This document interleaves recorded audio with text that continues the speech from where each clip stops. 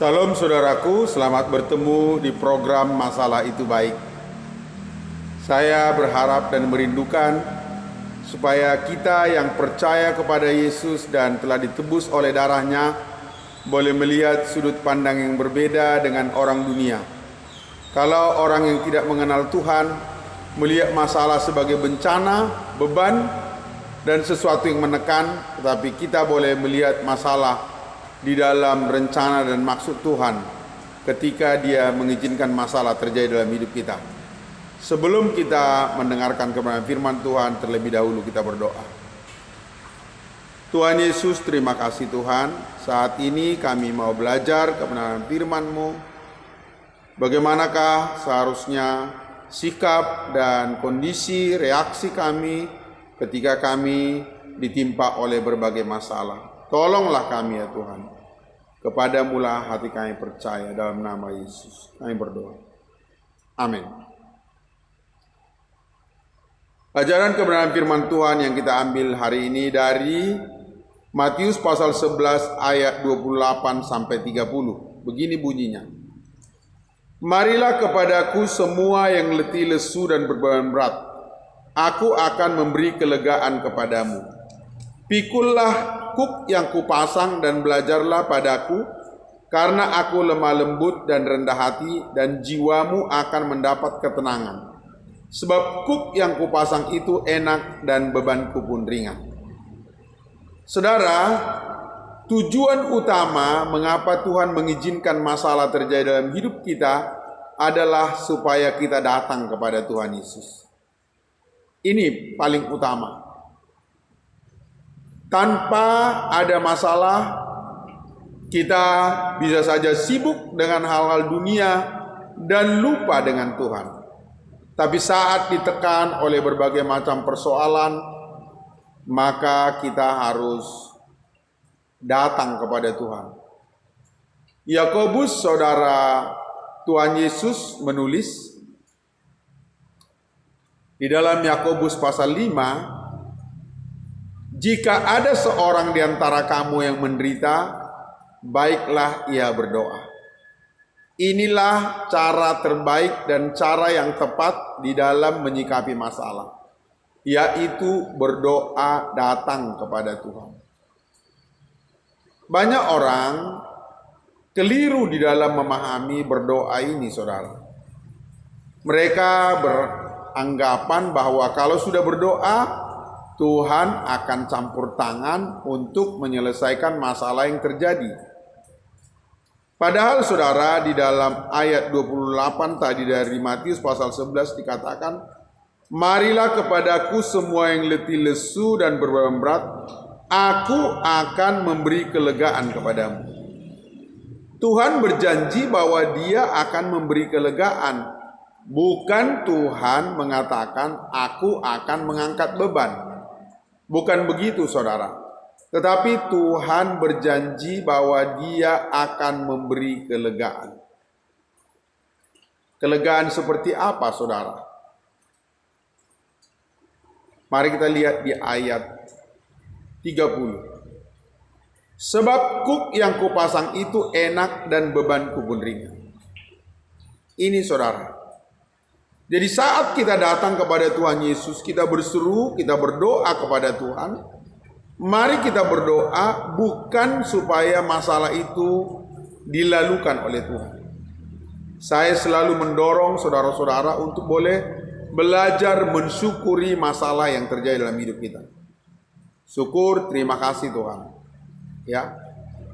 Datang kepada Tuhan, mohon kekuatan untuk menanggung beban.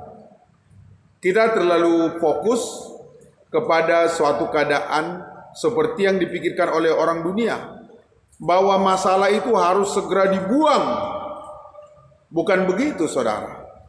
Tuhan Yesus di dalam ayat 29 tadi mengatakan, pikullah, ya, pikullah. Bukan dikatakan buanglah.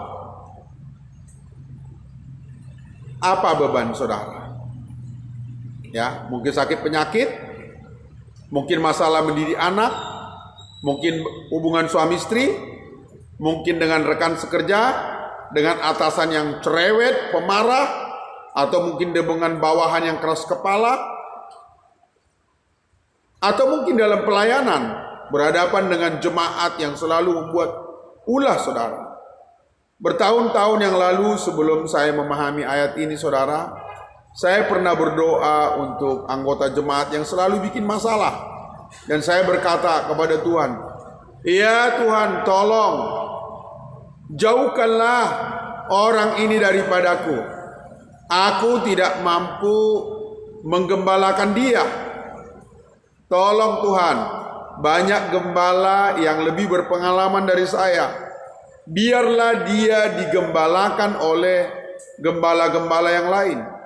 Saya merasa tertekan berhadapan dengan jemaat yang selalu membuat masalah ini, saudara.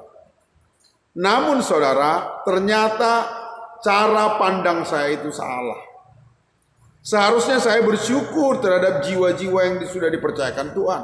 Seharusnya saya harus berdoa bagaimana saya supaya lembut, supaya sabar, supaya bijaksana, supaya tekun untuk menggembalakan mereka, bukan meminta supaya domba-domba yang suka atau kambing mungkin dijauhkan. Bukan itu seharusnya doa saya. Semua setelah bertahun-tahun saya belajar saudara, baru saya tahu bahwa keberadaan manusia-manusia pembuat masalah itu adalah bertujuan untuk mengubah saya, ya, membuat saya bergantung kepada Tuhan, membuat saya menjadi rendah hati, membuat saya menjadi lemah lembut. Mungkin orang-orang pembuat masalah yang ada di sekitar kita mungkin tidak berubah, ya. Saya selalu mengatakan di jemaat yang dipercayakan Tuhan saya layani, mengharapkan orang lain berubah adalah hal yang sukar. Seringkali dalam pernikahan, istri mengharapkan suami berubah, suami mengharapkan istri berubah, jemaat, gembala mengharapkan jemaat berubah, jemaat mengharapkan gembala berubah. Dan begitu banyak harapan untuk orang lain yang berubah. Ini semua adalah suatu yang sia-sia saudara. Justru kita yang berdoa, kita harus meminta kepada Tuhan supaya Tuhan mengubah kita, supaya Tuhan memberi kekuatan kepada kita untuk menanggung beban. Ini saya istilahkan dengan rela menderita. Saudara, Tuhan Yesus adalah teladan bagi kita tentang kerelaan menderita. Saya membacakan untuk kita saudara di dalam 1 Petrus pasal 2 ayat 21 begini dikatakan, "Sebab untuk itulah kamu dipanggil, karena Kristus pun telah menderita untuk kamu dan telah meninggalkan teladan bagimu, supaya kamu mengikuti jejaknya. Ia tidak berbuat dosa dan tipu tidak ada dalam mulutnya. Ketika ia dicaci maki, ia tidak membalas dengan caci maki. Ketika ia menderita, ia tidak mengancam, tetapi ia menyerahkannya kepada Dia yang menghakimi dengan adil." Ini saudara, berserah, terserah kepada Tuhan, tidak melawan. Itulah yang ditunjukkan oleh Tuhan kita, Tuhan Yesus, ketika dia disalib. Tidak ada saudara, dia menunjukkan perlawanan. Ketika dia dipaku, dia mungkin secara manusia dia bisa meronta, dia bisa melawan, dia bisa mengerahkan murid-murid untuk melawan. Ketika ia ditangkap pada malam di Taman Getsemani, dia bisa melarikan diri saudara. Saat Tuhan Yesus akan ditangkap, dia tahu saudara bahwa Yudas dan orang-orang yang akan menangkap datang. Tuhan Yesus sendiri berkata, "Bangunlah, dia yang menyerahkan aku sudah dekat." Kenapa waktu yang genting itu tidak dipakai oleh Tuhan Yesus untuk melarikan diri, untuk melawan? untuk mempersiapkan diri. Tidak, saudara, dia menyerahkan kepada Allah, ya, yang menghakimi dengan adil. Saudara, ini dengan kita. Mari kita bangun dalam diri kita kerelaan untuk menderita. Tidak marah ketika menderita. Tidak mempersoalkan ketika menderita. Ketika kita melakukan ini, maka Tuhan memberi kekuatan. Tuhan memberi kesanggupan bagi kita untuk menanggung penderitaan itu. Di dalam Bilangan pasal 11, saudara, ada kisah di mana orang-orang Israel bersungut-sungut kepada Tuhan. Saya bacakan, saudara, Bilangan 11 ayat 1. Pada suatu kali bangsa itu bersungut-sungut di hadapan Tuhan tentang nasib buruk mereka. Dan ketika Tuhan mendengarnya, bangkitlah murkanya. Kemudian menyalalah api Tuhan di antara mereka dan merajalela di tempat perkemahan. Lalu berteriaklah bangsa itu kepada Musa, dan Musa berdoa kepada Tuhan, maka padamlah api itu. Sebab itu orang menamai tempat itu Tabera, karena telah menyala api Tuhan di antara mereka. Orang Israel, sebagaimana yang kita bicarakan semalam, bersungut-sungut. Ya, ketika ada tekanan mereka bersungut-sungut, mereka marah, mereka melawan. Padahal tekanan itu adalah pelatihan bagi mereka, seperti tentara dilatih supaya bisa menjadi prajurit yang boleh diandalkan. Namun mereka melawan, mereka membangkang, saudara. Dan ketika mereka melakukan itu, murka Tuhan turun atas orang Israel. Api menyala. Jadi saudara, ini menjadi pelajaran bagi kita. Di situ dikatakan, bangkitlah murka Tuhan karena mereka bersungut-sungut. Ya, semua keadaan sulit ini, semua persoalan sulit adalah didikan Tuhan bagi kita. Adalah cara Tuhan menjadikan kita seperti Tuhan Yesus. Kiranya kesulitan-kesulitan menumbuhkan di dalam diri kita. Kiranya kesulitan-kesulitan melihat menjadi sarana bagi kita untuk melihat diri kita sendiri. Ketika ada kesulitan, reaksi apa yang kita munculkan? Apakah mengeluh, marah, protes, emosi, menjauh dari Tuhan, malas berdoa, malas membaca Alkitab? Tuhan Yesus ketika dia menderita, saudara, tidak ada perbuatan-perbuatan itu dilakukan Tuhan Yesus. Ya, bahkan di kayu salib, ketika Tuhan Yesus diejek habis-habisan, apa yang dikatakannya? Bapa, ampunilah mereka, karena mereka tidak tahu apa yang mereka perbuat. Ini, saudara, tujuan daripada masalah-masalah yang diizinkan Tuhan kita alami, saudara.